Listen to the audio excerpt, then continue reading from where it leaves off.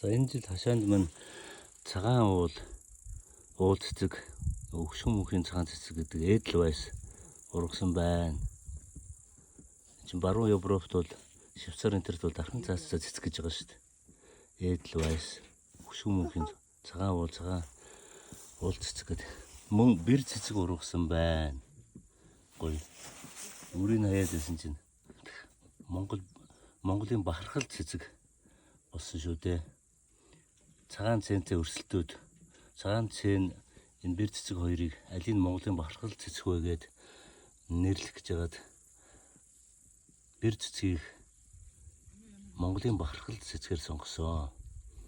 Нөгөө кинон дээр гардаг шүү дээ. Цогтойч кинон дээр гардаг удаан хүлээсэн хайртай амрагтай өгдөг цэцэгтэй.